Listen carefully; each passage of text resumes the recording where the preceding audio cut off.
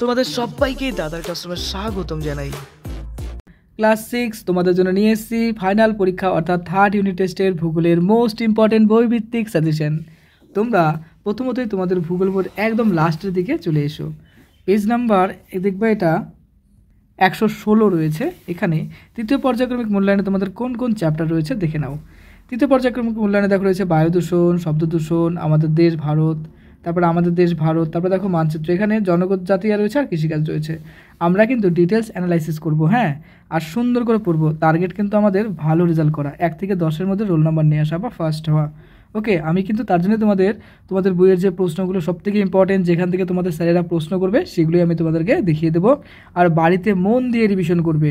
Target কিন্তু একটাই, সবথেকে সেরা রেজাল্ট তোমার করতে হবে। ওকে, তাছাড়াও দেখো কী কী রয়েছে। দেখো তুমি কোথায় আছো, পৃথিবীর আবর্তন, আবহাওয়া, জলবায়ু, ভারতের ভৌগোলিক পরিবেশ, ভূপ্রকৃতি, নদ নদী, মাটি, স্বাভাবিক উদ্ভিদ, অরণ্য, বন্যপ্রাণ। তারপরে দেখো রয়েছে আমাদের কি রয়েছে, দেখো তো ম্যাপ পয়েন্টিং বা মানচিত্র। তো ম্যাপ পয়েন্টিং বা মানচিত্র সম্পর্কে তো আমি একটা ভিডিও বানিয়ে দেবো, কীভাবে করলে ফুল নাম্বার পাবা সেটাও কিন্তু নির্দেশিকা দিয়ে দেবো। তো ম্যাপ পয়েন্টিংয়ের ভিডিও খুব তাড়াতাড়ি চলে আসবে। চলো আজকে আমরা এই টোটাল যতগুলো দেখলাম সবগুলোকে অ্যানালাইসিস করব এবং কোন প্রশ্নগুলো স্যারেরা দিতে পারে পরীক্ষায় সেগুলোই দেখব এবং সেটাই সুন্দর করে প্রিপারেশন করবো যেন আমাদের খুব ভালো রেজাল্ট হয়। আমি কিন্তু টোটাল সাজেশন দেবো, হ্যাঁ। আর তোমরা যদি কেউ চাও যে এগুলো ডিটেলস বুঝবা, তার জন্য কিন্তু আমি অলরেডি চ্যাপ্টার ভিত্তিক ভিডিও বানিয়েছি, দেখবা, হ্যাঁ। চলো আমরা মোস্ট ইম্পর্টেন্ট প্রশ্নগুলো দেখি। প্রথম চ্যাপ্টার তুমি কোথায় আছো, আর টোটালটা দেবো কিন্তু, হ্যাঁ। আর এই কারণে কিন্তু ভিডিওটা একটু বড় হবে, তো মন দিয়ে দেখো। চ্যাপ্টার নাম্বার 3 তুমি কোথায় আছো ভূগোলের, এই চ্যাপ্টারটা কিন্তু তোমাদের ফাইনাল পরীক্ষায় রয়েছে। আমরা কিন্তু সিলেবাস দেখলাম, ডিটেলস অ্যানালাইসিস করব আর পড়বো। দেখো প্রথমত পরীক্ষায় প্রশ্ন হয় যে পৃথিবীর অক্ষ কী জিনিস, 1 নম্বরের শর্ট প্রশ্ন। তো এটা ভালো করে পড়বা, হ্যাঁ। আর এটা কিন্তু সুন্দর করে বোঝানো আছে আমার ভিডিওতে, তুমি ক্লাস করলে করতে পারো। উত্তর মেরু বিন্দু কী, দক্ষিণ মেরু বিন্দু কী, এগুলো শর্ট প্রশ্ন হিসেবে দিতে পারে। আচ্ছা, আরও ইম্পর্টেন্ট প্রশ্ন কী আছে, নিরক্ষরেখা কী বা নিরক্ষরেখা কাকে বলে, এখানে তার সংজ্ঞাটা রয়েছে। তো তোমাদের বইয়ের কোথা থেকে কোন প্রশ্ন হতে পারে সেগুলো কিন্তু আমরা খুব ভালো করে জানবো আর ভালো করে পরীক্ষার জন্য পড়বো। টার্গেট কিন্তু সবথেকে সেরা রেজাল্ট বা টপার রেজাল্ট। আর আমাদের এই দাদার ক্লাসরুমের ম্যাক্সিমাম স্টুডেন্ট কিন্তু টপার লেভেলের হয়। তো দেখবা তারপরে রয়েছে নিরক্ষরেখার উত্তর কর্কটক্রান্তি। এই দেখো এর মানটা কত, 23.5 ডিগ্রি। খুব আসে যে কত মান বলতে হবে, 23.5 ডিগ্রি। আর সমরিবৃত্ত রেখা সেটার মান কত, সেটা 66 ডিগ্রি। তারপরে অনেক সময় প্রশ্ন হতে পারে নিরক্ষরেখার দক্ষিণে মকরকান্তি রেখার মান কত, আমাদের বলতে হবে 23.5 ডিগ্রি। এই যে দেখো এই মানগুলো পড়বা, স্টার করো। আচ্ছা, তারপরে অনেক সময় প্রশ্ন হয় নিরক্ষীয় তল কি, এই দেখো এখান থেকে প্রশ্নটা হয়, তো পড়বা। তারপরে যেরকম আছে কক্ষপথ, আসতে পারে কক্ষপথ কি, কক্ষতল কি, এই যে এখান থেকে প্রশ্ন হয় সেগুলো দেখো, এগুলো পড়বা ভালো করে, হ্যাঁ। আচ্ছা, তারপরে দেখি তো আরও কিছু ইম্পর্টেন্ট পাই নাকি। পেজ নাম্বার দেখো তারপরে আছে, এটা পেজ নাম্বারটা না বোঝা যায় না, তাই না, 22 নম্বর পৃষ্ঠাতে আছে। দ্রাঘিমা রেখা কাকে বলে এখানে আছে। আর এই যে দেখো এটা পড়বা, হ্যাঁ। এই যে মূল মধ্যরেখা, দ্রাঘিমা রেখা, এখান থেকেও শর্ট প্রশ্ন করা হয়, যে লন্ডনের গ্রিনিচ মানমন্দিরের ব্যাপারটা এখানে বলেছে। আচ্ছা, তারপরে কি রয়েছে, এই যে দেখো দ্রাঘিমা রেখা অর্থাৎ 0 ডিগ্রি দ্রাঘিমা রেখার যার নাম মূল মধ্যরেখা। শর্ট প্রশ্ন দিতেই পারে যে এর অপর নাম কি বা কী বলা হয়, তো বলতে হবে মূল মধ্যরেখা। পূর্ব গোলার্ধ, পূর্ব অংশের নাম কি, পূর্ব গোলার্ধ, দক্ষিণ অংশের নাম দক্ষিণ গোলার্ধ পৃথিবীর, এটা বলতে হবে। আচ্ছা, এগুলো পড়বা। আর আরেকটা প্রশ্ন হয় মহাবৃত্ত, হ্যাঁ। মহাবৃত্ত কী জিনিস দেখো এর পরের পেজে পাবা, 23 পেজে মহাবৃত্ত সংক্রান্ত তথ্য এখানে রয়েছে। মহাবৃত্তটা শর্ট প্রশ্ন করে পড়বা। আচ্ছা, তারপরে চলে আসছি পরের পেজে। তার আগে আমরা অ্যানালাইসিস যেহেতু করছি, দেখবো এই চ্যাপ্টারটা আছে কিনা। দেখো ফাইনাল পরীক্ষায় পৃথিবীর আবর্তন রয়েছে, তাহলে এই চ্যাপ্টারটা আমাদের ইম্পর্টেন্ট, এটাও পড়তে হবে। তো আমরা দেখে নেই 4 নম্বর চ্যাপ্টার পৃথিবীর আবর্তন। তো এই যে চ্যাপ্টার, এবার ইম্পর্টেন্ট প্রশ্ন প্রথমত আসতে পারে যে সূর্যের দৈনিক আপাতত গতি কাকে বলা হয়, এখানে রয়েছে, পড়বা। তারপরে পৃথিবীর আবর্তন গতি, এই প্রশ্নটাও করতে পারে, এটা পড়বা, হ্যাঁ। এটা কিন্তু সাজেশন, সব কিছু মন দিয়ে পড়বা। তারপরে এই যে এগুলো একটু তথ্য রয়েছে, এগুলো পড়বা, ইম্পর্টেন্ট কম। আর এখানে দেখো দিন ও রাত এই সম্পর্কে কিছু তথ্য রয়েছে, দিন কী জিনিস, রাত কী জিনিস, এটা তো তুমি ভালো করেই জানো, পৃথিবীর এক সাইডে দিন হলে আরেক সাইডে রাত হবে, তাই না। আচ্ছা, তারপরে চলে আসবো পরের পৃষ্ঠাতে। দেখো ছায়াবৃত্ত কি, এখানে রয়েছে ছায়াবৃত্ত। আর নিচের দিকে চলে আসো উষা কি গোধূলি কি, শর্ট প্রশ্ন খুব দেয়, উষা এবং গোধূলি। অভিকর্ষ ব্যাপারটা এখানে বলেছে, এখানে কিছু লাইন রয়েছে, পড়তে পারো বা না পড়লেও হবে। এখানে আরও কিছু তথ্য রয়েছে, পড়তে পারো। চলো ইম্পর্টেন্ট আমরা দাগাই। দেখো নববর্ষ উপভোগ, এই যে এটা পড়বা, হ্যাঁ। তারপরে চলে আসছে আমরা পৃষ্ঠা নাম্বার, দেখো তারপরে রয়েছে 28 নম্বর পৃষ্ঠাতে। এখানে আছে আন্তর্জাতিক তারিখ রেখা কি, এই যে সে আন্তর্জাতিক তারিখ রেখার ব্যাপারটা বলছে, এখানে পড়বা। আর নিচে আরও কিছু তথ্য রয়েছে, পুরো এগুলো। আচ্ছা, স্টার লাইনে দেখো আরও কিছু ইম্পর্টেন্ট প্রশ্ন আছে, স্থানীয় সময় কাকে বলে, খুব দেয়। তারপরে যেরকম আছে প্রমাণ্য সময় কি, প্রামাণ্য সময় কি, স্ট্যান্ডার্ড টাইম, এটাও সংখ্যা হিসেবে দেয়। AM এর পুরো নাম কি, PM এর পুরো নাম কি, এখানে সেই তথ্যগুলো পাবা, পড়বা। এবার আবার আমরা সিলেবাস দেখবো যে আর কি চ্যাপ্টার আছে। আবহাওয়া জলবায়ু, এই চ্যাপ্টারের মোস্ট ইম্পর্টেন্ট প্রশ্ন দেখবো যে কোন প্রশ্নগুলো পরীক্ষা দিতে পারে। চ্যাপ্টার নাম্বার 7 আবহাওয়া ও জলবায়ু, পেজ নাম্বার 44। হ্যাঁ, তো এখান থেকে এইটা ইম্পর্টেন্ট, এই যে আবহাওয়া বদলে যেতে পারে এই ব্যাপারটা এখানে বলেছে, একটু পড়বা। আচ্ছা, নেক্সট মৌসুমী জলবায়ু কী জিনিস সেই ব্যাপারটা এখানে আছে, ক্রান্তীয় মৌসুমী জলবায়ু কাকে বলা হচ্ছে। আর পরীক্ষায় খুব আসে আবহাওয়া এবং জলবায়ুর মধ্যে পার্থক্য আসলে এটা লিখবা। আর যদি বৈশিষ্ট্য আসে, যদি দেখো আবহাওয়ার বৈশিষ্ট্য আসে তাহলে 3টা পয়েন্ট লিখে দিবা, জলবায়ুর বৈশিষ্ট্য এই 3টা পয়েন্ট লিখে দিবা, এইভাবে কিন্তু পড়তে হবে। আচ্ছা চলো পরের পেজে দেখি তো ইম্পর্টেন্ট কী আছে। অনেকগুলো ইম্পর্টেন্ট প্রশ্ন আছে এখানে, যেরকম পার্থিব বিকিরণ কী, অ্যালবেডো কী, খুব ইম্পর্টেন্ট। অ্যালবেডো আগত সৌর বিকিরণ, কার্যকরী সৌর বিকিরণ, এগুলো পড়বা। তারপর নিচে আছে বিকিরণ কাকে বলে সংজ্ঞা, তারপরে পরিবহন কাকে বলে সংজ্ঞা, যোগ তাপ ব্যাপারটা এখানে বলেছে, এটা স্টার করো পড়বা। আচ্ছা তারপরে পরিচলন কী জিনিস পরের পেজে পাবা। এই যে আবার দৈনিক উষ্ণতার প্রসার পার্থক্য, এই যে এখানে আছে পূর্বা। এগুলা নিচের দিকে নামও দেখো, এই যে থার্মোমিটার সম্পর্কে বলেছে পূর্বা। এই যে থার্মোমিটার কিসে মাপা হয়, উষ্ণতা মাপার যন্ত্রের নাম কি পরীক্ষায় দেয়, অনেক সময় প্রশ্ন যে উষ্ণতা কিসের সাহায্যে মাপা হয়, আমাদের বলতে হবে থার্মোমিটার। এই দেখো এখান থেকে প্রশ্নগুলো কিন্তু করে। তারপরে হাইগ্রোমিটার সাহায্যে কী করা হয়, বায়ুর আর্দ্রতা মাপা হয়, তার নাম হচ্ছে হাইগ্রোমিটার। ফোটন প্যারামিটার কি, এই যে এখান থেকে প্রশ্ন হতে পারে, এটা 48 পেজে পাবা। তারপর বাদ পতাকা কি, অ্যানেমোমিটার কি, এই শর্ট প্রশ্নগুলো পরীক্ষায় খুব দেয়, তো মন দিয়ে পড়বা, এগুলো থেকে দিতে পারে। হ্যাঁ, মেঘাচ্ছন্নতা এটা এমনি ইম্পর্টেন্ট কম। রেন গজটা খুব দেয় পরীক্ষায়, যে রেন গজ কি, বা দেয় বৃষ্টিপাতের পরিমাপ করা যন্ত্রের নাম কি, দেখবা রেন গজ, এই প্রশ্নটা খুব দেয়, এটা স্টার করো আর পড়বে বাড়িতে। পরের পেজে চলে আসো, এখানে দেখো পশ্চিমবঙ্গের আবহাওয়া অফিসের সদর দপ্তরের নাম কি, আমাদের বলতে হবে আলিপুর। হ্যাঁ, এটা পড়বা। আচ্ছা তারপরে চলে আসছি পরের পেজে, এখানে স্টার লাইন দেখো, পৃথিবী 66° কোণে হেলে রয়েছে, এটা দেয়। পতন কোণ কাকে বলে, যে পতন কোণের সংখ্যাটা এখানে দেওয়া আছে। সমবর্ণ এলাকায় দেখো সমবর্ণ কাকে বলে, এই সংখ্যাটাও খুব দেয়, স্টার করো, এটা পড়বা, স্টার করো আর পড়ো। তারপরে চলে আসো পরের পেজে, এটা 52 নম্বর পেজে পাবা। দেখো উপরের দিকে একটা স্টার কোডিং লাইন রয়েছে পূর্বা। সমস্ত রেখা কাকে বলে সংজ্ঞা হিসেবে দেয়। তাপমণ্ডল বা তাপ অঞ্চল কাকে বলা হয়, নাতিশীতোষ্ণ অঞ্চল মণ্ডল সম্পর্কে যা জানো লিখো এটা। আর ছবিটা প্র্যাকটিস করে রেখো, কাজে লাগে ছবিটা আমাদের খুব। এরপরে দেখো রয়েছে বায়ু দূষণ, দেখো এই চ্যাপ্টারটা রয়েছে, নতুন চ্যাপ্টারটার মধ্যে পড়তে হবে, তো এটা ডিটেলস ভিডিও রয়েছে, দেখবা অবশ্যই, এটা পড়বা। হ্যাঁ, এই চ্যাপ্টার দেখো বায়ু দূষণ, এটা পেজ নাম্বার হচ্ছে 55, চ্যাপ্টার নাম্বার 8। এখান থেকে কিছু ইম্পর্টেন্ট তথ্য রয়েছে, আমি এখানে আন্ডারলাইন করে দিচ্ছি। যেরকম ক্লোরোফ্লোরোকার্বনের প্রশ্নটা এইভাবে দেয়, সিএফসির পুরো নাম কি, বা ক্লোরোফ্লোরোকার্বন কী নামে পরিচয়, বা কীটাকে বলা হয়। ম্যাক্সিমাম দেয় ক্লোরোফ্লোরোকার্বনের কী বলবো, সিএফসির পুরো নাম কি, আমাদের বলতে হবে ক্লোরোফ্লোরোকার্বন, এটাই বেশি দেয়। বিষাক্ত কিছু গ্যাসের নাম এখানে দেওয়া আছে, কার্বন ডাইঅক্সাইড, এই কী বলবো, কার্বন মনোক্সাইড, নাইট্রোজেন, এই সমস্ত ব্যাপারগুলো বলছে পড়বা এখান থেকে। আচ্ছা, বিষাক্ত গ্যাস কার্বন মনোক্সাইড, কারণ শ্বাস প্রশ্বাসে প্রচুর প্রবলেম হয়, বিষাক্ত টাইপের গ্যাস, এটা বিষক্রিয়া করছে। তারপরে দেখো 57 পেজ বের করবে, এখান থেকে বায়ু দূষণের কারণ খুব দেয় পরীক্ষায়, তো বায়ু দূষণের কারণ সম্পর্কে এখানে একটু বলছে যে কীভাবে হচ্ছে সেটা, এটা কিন্তু বড় প্রশ্ন আকারে দেয়, তো এখানে আছে, তোমাকে একটু পয়েন্টগুলো বানিয়ে বানিয়ে লিখতে হবে।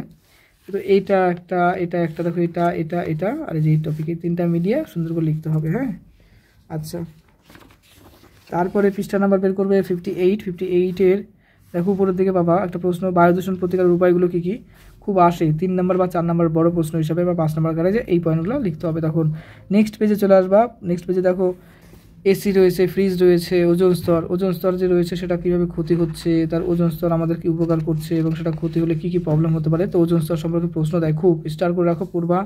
তারপরে দেখো অ্যাসিড বৃষ্টি কি, টিকা আকারে দেয়, বড় প্রশ্ন আকারে দেয় পূর্বা। গ্রিন হাউস ইফেক্ট কি, গ্রিন হাউস কি, বিশ্ব উষ্ণায়ন কি, এই যে প্রশ্নগুলো পরীক্ষায় খুব দেয়, এগুলো স্টার করো এবং পড়ো, যা দিচ্ছি মোস্ট ইম্পর্টেন্ট। আর তোমাদের চিন্তা নেই, তোমাদের এর পাশাপাশি আমি নিয়ে আসবো, মডেলস কোশ্চেন সেটও নিয়ে আসবো, ওগুলোও দেখবে একবার। বায়ু দূষণ কমানোর উপায়গুলি সম্পর্কে যা জানো লেখো, 3 নম্বর 4 নম্বর 5 নম্বরের প্রশ্ন পড়বো ভালো করে, এই যে এগুলো আর এটা আসলে এগুলো লিখতে হবে, এই পয়েন্টগুলো। বুঝলা? তারপরে আর্থ আওয়ার কি, এগুলো। আর ভিডিওটা মাঝে মাঝে পজ করে নেবে এবং আন্ডারলাইন করবে, আমার কথা কিন্তু টোটালটা শুনবা। হ্যাঁ, কীরকম প্রশ্ন আসছে, কেমন ধরুন তোমার, সেগুলো আমি কিন্তু বলছি। দেখো আরেকটা চ্যাপ্টার রয়েছে শব্দ দূষণের মোস্ট ইম্পর্টেন্ট প্রশ্ন, দেখো চলো দেখি। তো দেখো শব্দ দূষণের এই যে এখান থেকে পড়বে যে কি হতে পারে 60 ডেসিবেলের শব্দ, এবং ডেসিবেলটা কি সেই ব্যাপারটা এখানে বলছে পড়বা। আর বিভিন্ন যন্ত্রের যে বিভিন্ন জায়গা থেকে কেমন শব্দ বেরোতে পারে, কত ডেসিবেলের হতে পারে, এগুলো এখানে আছে পড়বা। আচ্ছা তারপরে ইম্পর্টেন্ট চলে আসছি, পেজ নাম্বার এটা হচ্ছে 64। হ্যাঁ, তো প্রথমত শব্দ দূষণের ফলে কী হয়, এই যে এগুলো পড়তে লাগবে। আর সব থেকে ইম্পর্টেন্ট বিষয় শব্দ দূষণ নিয়ন্ত্রণের উপায়গুলো কী কী, এই যেগুলো বলতে হবে, এই নিয়ন্ত্রণের উপায়গুলো পরীক্ষায় দেয়, খুব ভালো করে পড়বে। এবার আবার একটু সিলেবাস অ্যানালাইসিস করি আমরা।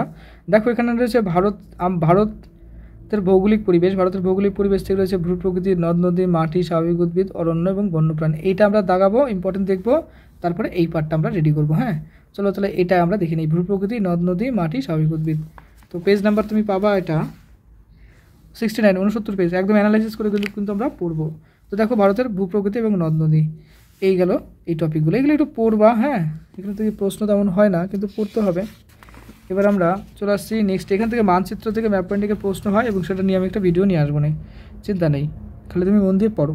71 পেজ বের করো, 71 পেজের একদম উপরের দিকে এই প্রশ্নটা খুব দেয়। হ্যাঁ, ভারতের দীর্ঘতম হিমবাহের নাম কি আমাদের বলতে হবে। এই যে দেখো ভারতের দীর্ঘতম হিমবাহের নাম হচ্ছে সিয়াচেন, আন্ডারলাইন করো।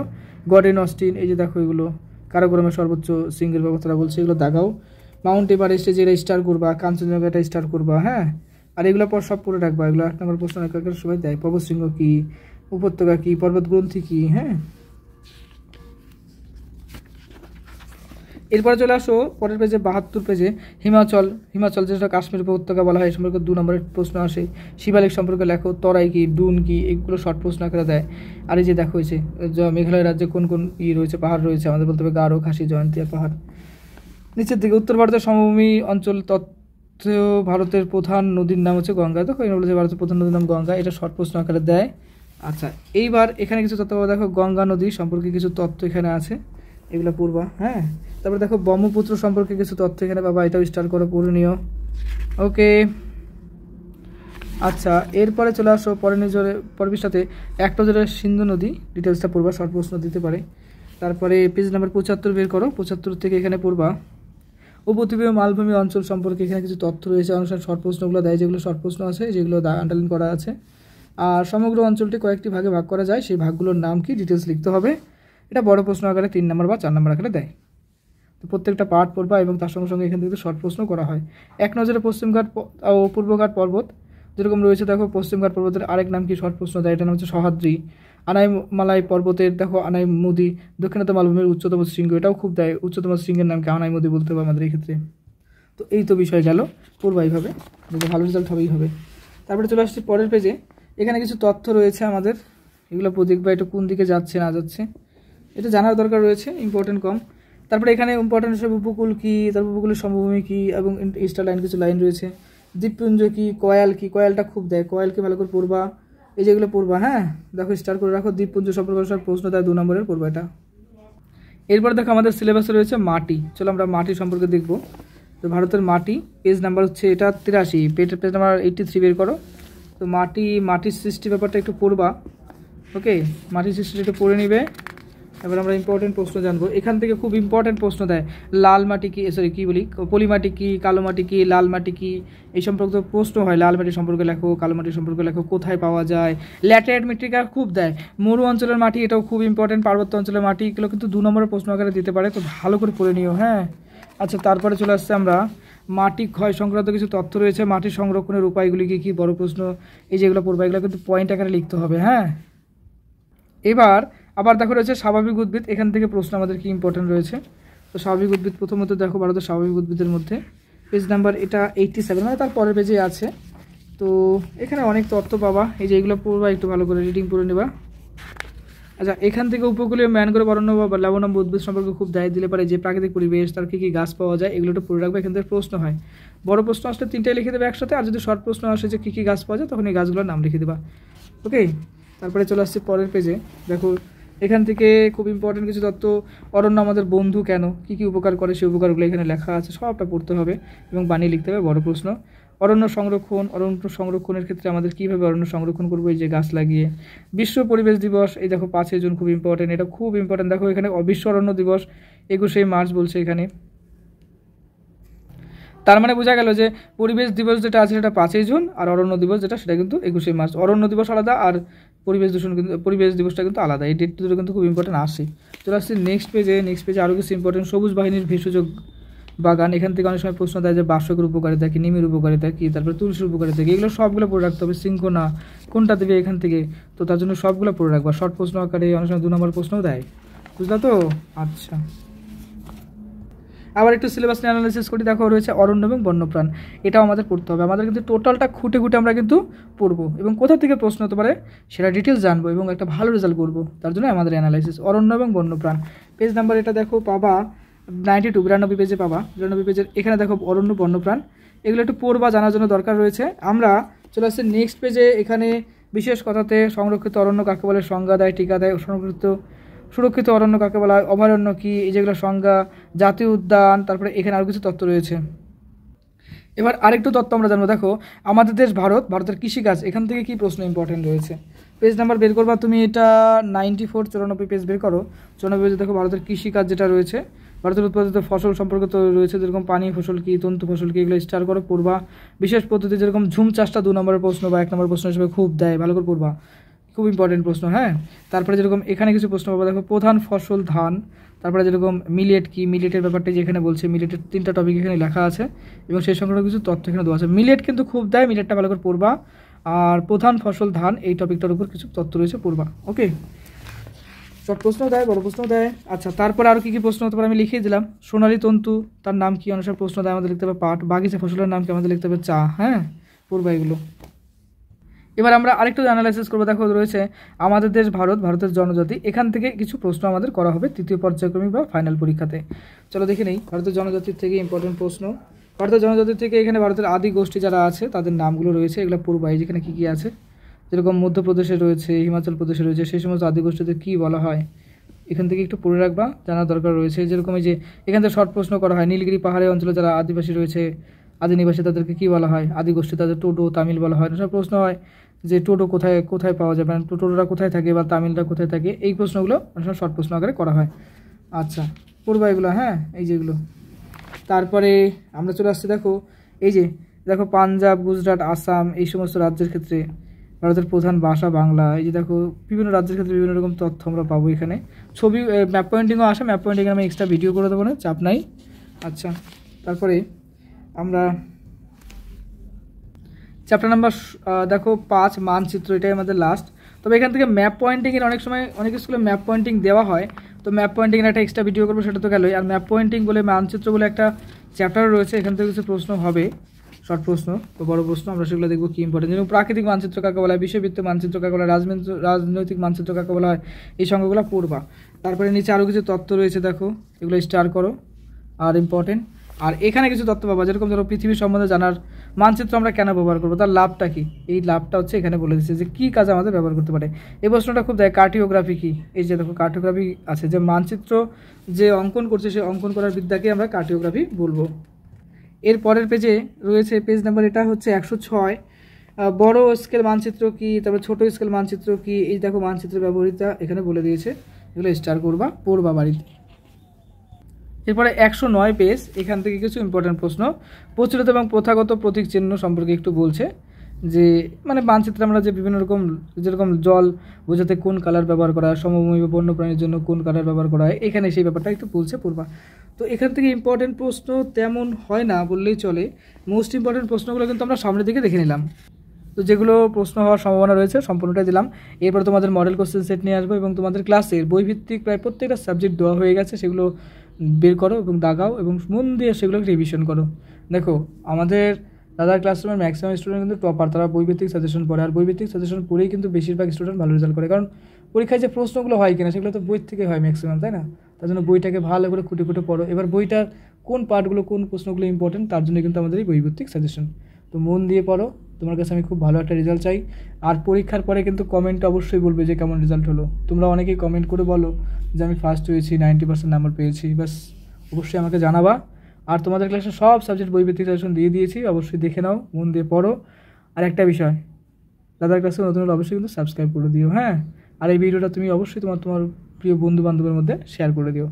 পরীক্ষার জন্য জানাই বেস্ট অফ লাক, খুব ভালো থেকো।